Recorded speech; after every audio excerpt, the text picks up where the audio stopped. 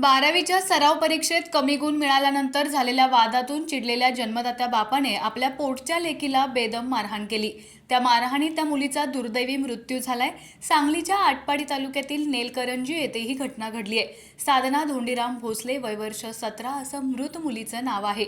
या प्रकरणी गावातील माध्यमिक शाळेत शिक्षक असलेले तिचे वडील धोंडीराम भगवान भोसले यांना पोलिसांनी खून प्रकरणी अटक केली आहे. मुलीचा दुर्दैवी मृत्यू झाल्यानं दुःखाचा डोंगर कोसळलेल्या तिच्या आईला आपल्या पतीविरोधात पोलिसात फिर्याद देण्याची वेळ आली. धोंडीराम भगवान भोसले राहणार नेलकरंजी येथे माध्यमिक विद्यालयात शिक्षक आहेत.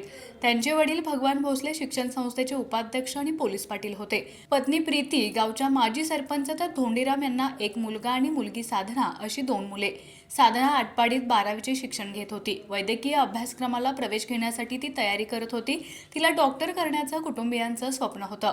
नुकतीच एक सराव परीक्षा झाली होती, त्यात तिला कमी गुण मिळाले.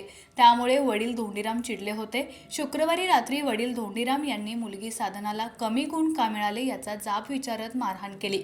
त्याचवेळी मुलगी साधना हिने तुम्हालाही कमी मार्क पडले होते ना, पप्पा तुम्हाला देखील चांगले मार्क पडले असतील तर डॉक्टर किंवा कलेक्टर बनला असता. मुलीचा हा प्रश्न ऐकताच वडिलांना राग आल्यानं घरातच असलेल्या लाकडाच्या जात्याच्या लाकडी खुंट्यानं साधनाला जबर मारहाण केली.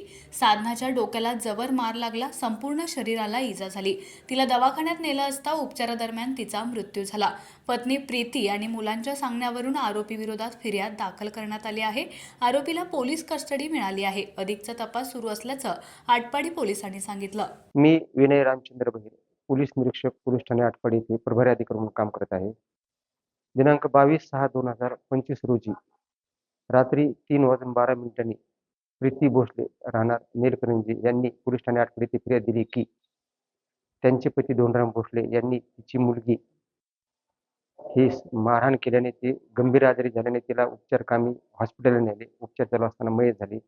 त्यामुळे प्रीती भोसले यांच्या फिर्यादीवरून आरोपी धोंडीराम भोसले याच्या विरुद्ध भारतीय न्याय संहिता कलम 103(1) व ज्युव्हेनाइल जस्टिस ऍक्ट 75 प्रमाणे गुन्हा दाखल करून आरोपीस गुन्ह्यात अटक करण्यात आली असून आरोपीस माननीय न्यायालयात हजर केले असता माननीय न्यायालयाने आरोपीची 24 तारखेपर्यंत पोलीस कस्टडी रिमांड दिली आहे.